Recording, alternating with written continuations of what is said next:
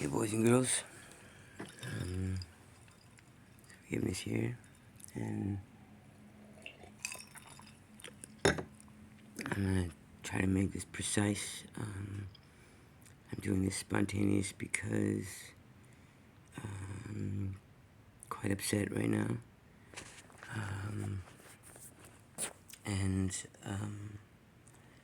it's a great opportunity for me to learn to share and be authentic and transparent, and also for you to see the forgiveness process is like.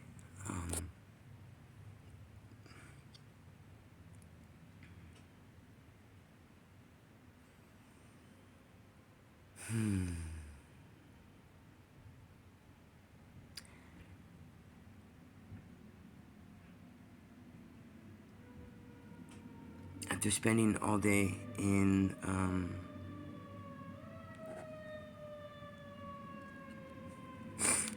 in the doctor's office in the hospital, I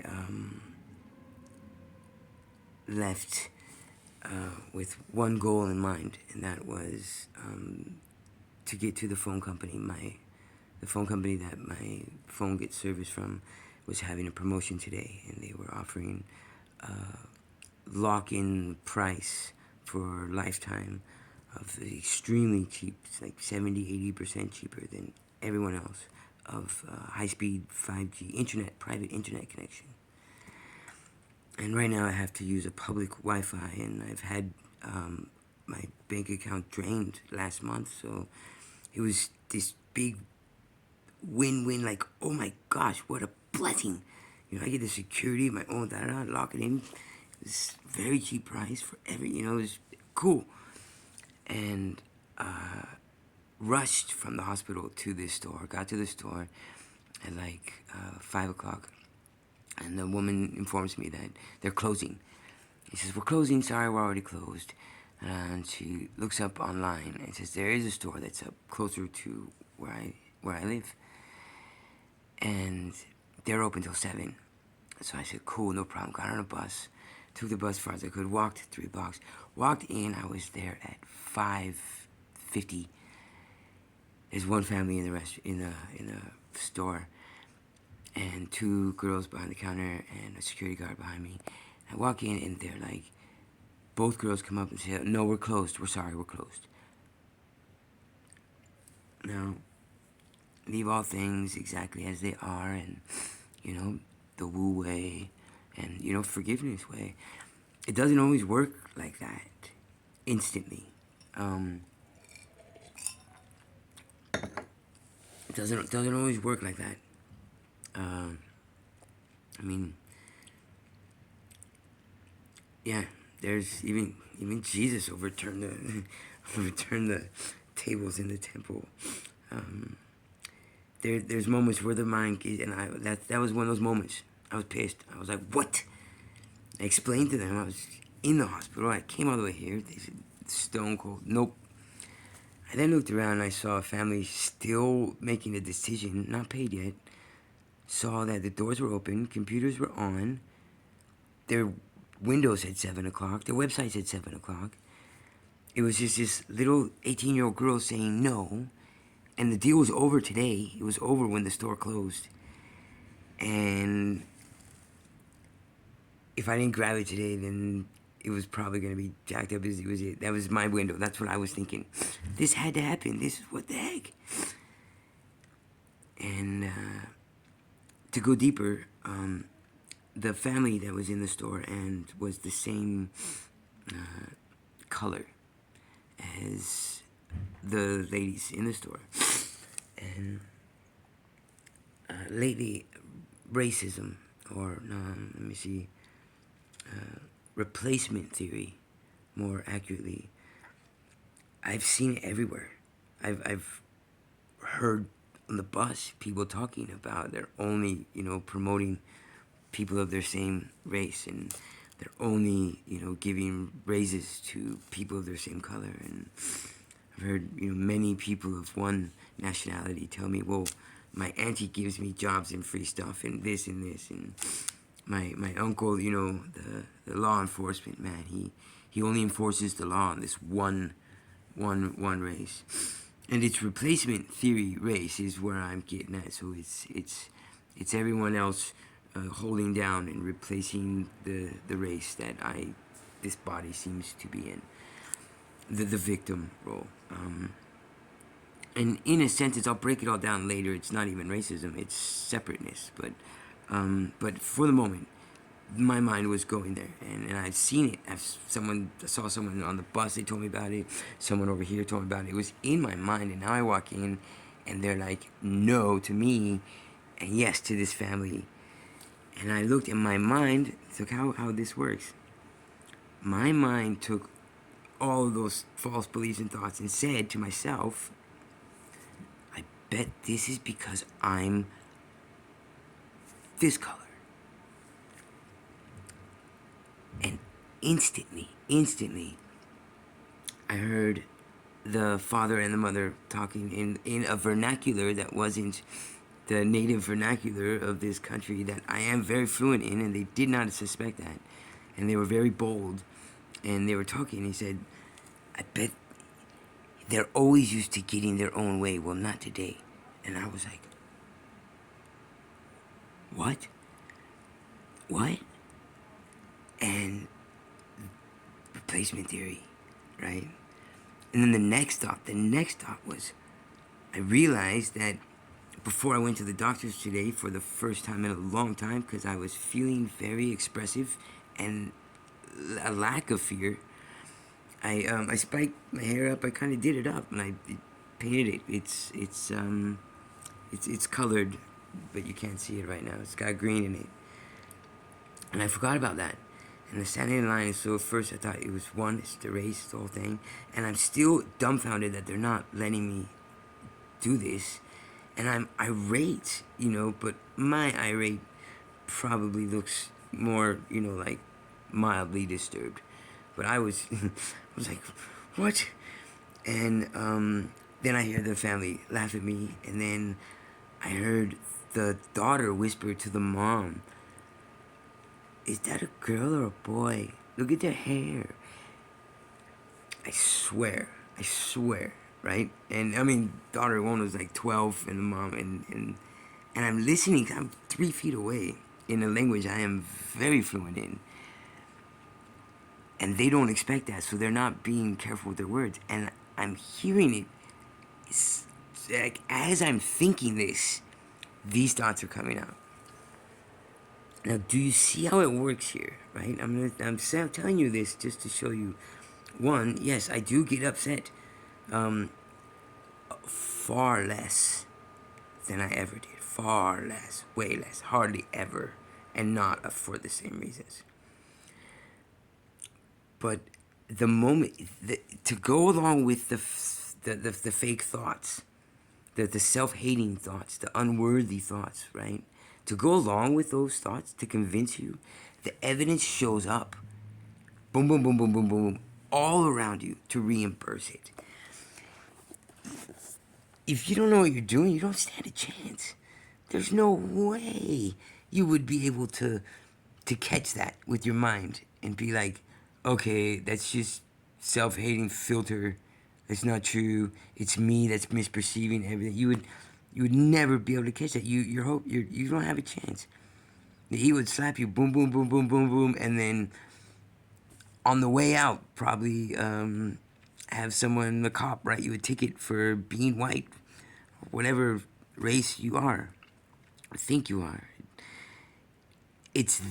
That's how it works, and so therefore, you walk away with a false belief that is absolutely poisonous and absolutely damaging. Not mostly to yourself, but it's convinced, it's reinforced. It's no longer a weird thought anymore. Now it's a straight fact, and it's a straight truth. And now you have to build all kinds of defenses and attacks and mechanisms against it. And you need allies. You have to get allies in on your side, and you have to tell them about what you saw. And since allies in any situation, when you're against something, then you're for something. When you're for something, you're against something.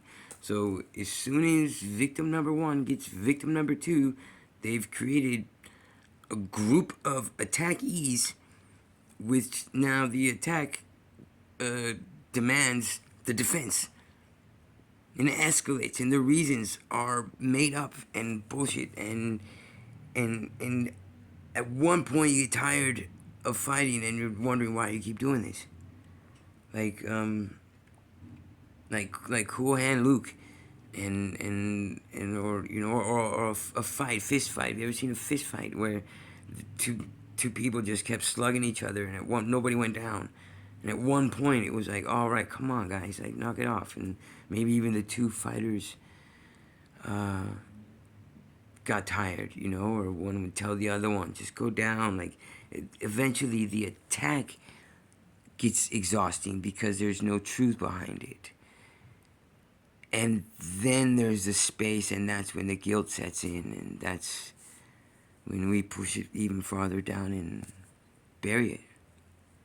So I want to walk you through that. I was upset, and I knew by now I've been doing this a good 20 years. I knew by now that those three thoughts, boom, boom, boom, meant that what I was seeing wasn't true.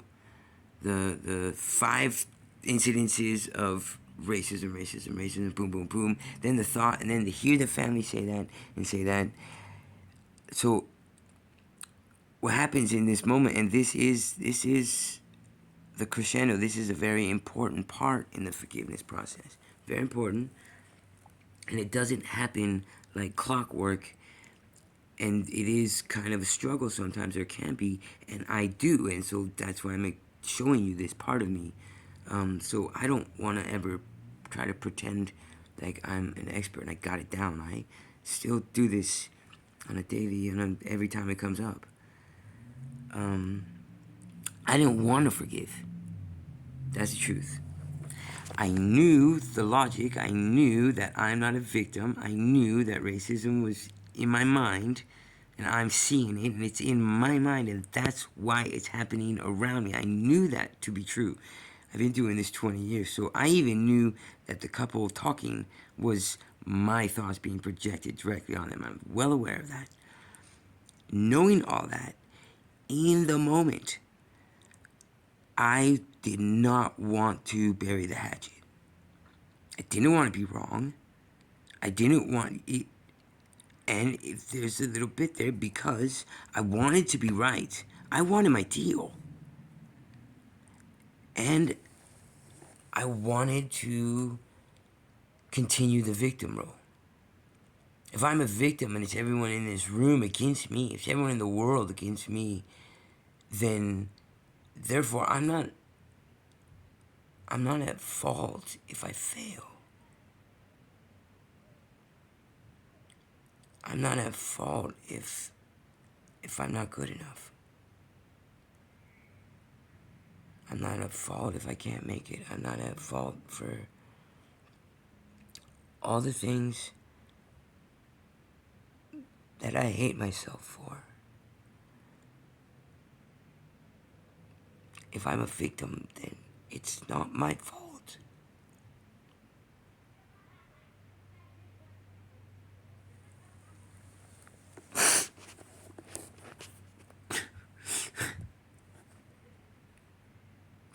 So I'm gonna latch on to every chance I get to not be at fault, to not be to be the victim, to not to have it be somebody else's fault. The reason why I feel so terrible. I'm obviously not going to do that. I'm talking hypothetically as the I. That's what the mind says. It's what the mind does. It's what we do. And we latch on to the one incident or the one reason, the one thing, and we gain evidence to support it. We build our case, we make it watertight. We get witnesses, judges and lawyers, and we make sure that our case is watertight, and we win. And everyone agrees. There's no way around it. In fact, if I were to explain to everyone in that store the truth of what was going on, there's no separation and forgiveness and all that, they would think I'm the one that's insane.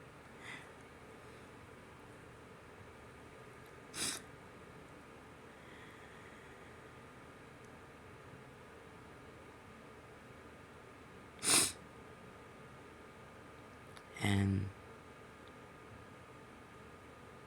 so therefore, getting in touch with those feelings,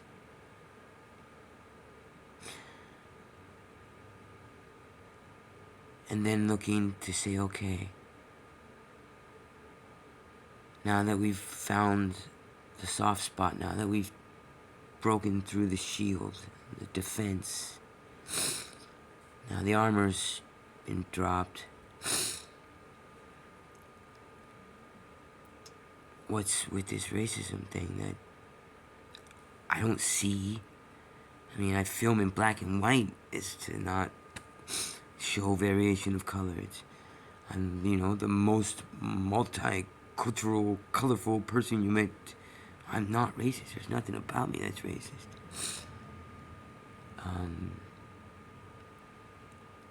Racism, the ego, like we said, the ego likes to specifically categorize it so it can create more things for you to be upset by, when it's the same thing. Racism isn't anything other than separation.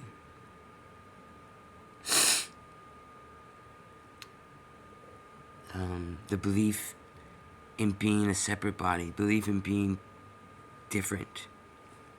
Racism is the belief in being different, which is an attack on the truth.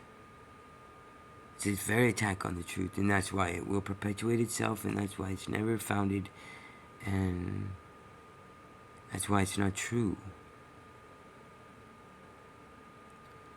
Like in that situation, it looked very, very racist, and many people would have interpreted it many ways. I knew that it was my mind creating that situation that made it happen, because racism was in my mind. That's why the people came and talked to me and had these conversations.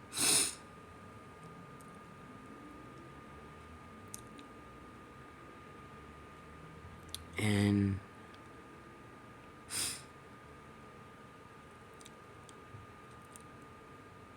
looking back, I realized that up until that moment, I had just been experiencing a most beautiful experience of not feeling lack, not feeling I needed or something wasn't available. It was like feeling like being carried in every way. And I was this wonderful feeling, and I was gliding on it all day long. Until that happened, and it was like I was being slapped in the face. It was like the joy train stopped with stepping on a rusty nail. What? And, I realized, one, that was kind of all me. I didn't check my guidance, or I didn't have guidance to go in there and get that, or it was me that decided that. I said, my bank account got drained last month. I didn't like being hungry for the last week of the month. I'm gonna protect myself from doing that again. I need my own private internet account. I know how to do that. I need a router. Look, here's the deal. It's even in the budget. Extra cheap. Da da da. Lifelong. Boom. That's it. That's what we're supposed to do. Boom. And long before then, I had decided what the guidance was. I decided what the guidance was. And because I decided what the guidance was, I decided what the problem was, which was a public Wi-Fi. I decided what the solution was. I decided the remedy, and I decided how to go about and do it, all subconsciously. But because I had decided that it was public Wi-Fi that did this, and that I needed a private Wi-Fi connection, which I probably do, but because I made that decision, it was locked into that's the guidance, that's the goal, and I subconsciously could see nothing else. This beeline, get to that store. I walked away from that store, and the loss that I felt, I was feeling lost. Like, I'm not going to make the big prize. I'm not going to.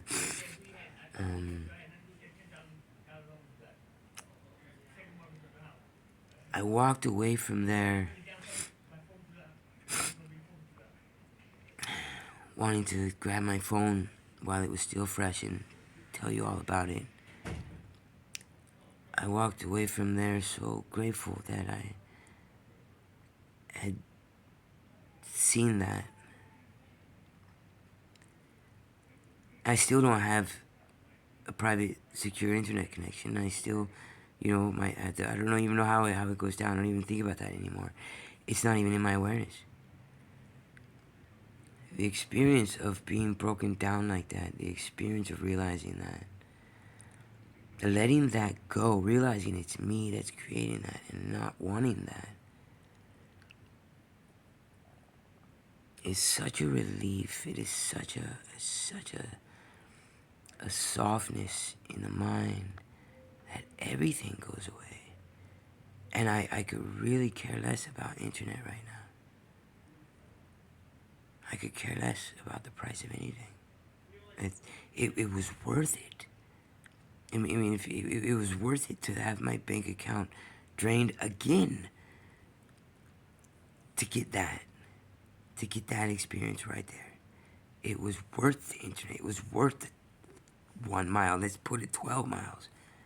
It was worth all of it to have that, to see that, and to walk away with a negative bitterness.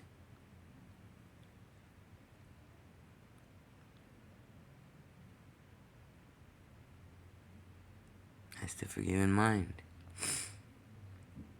Anyways, there's episode number 2.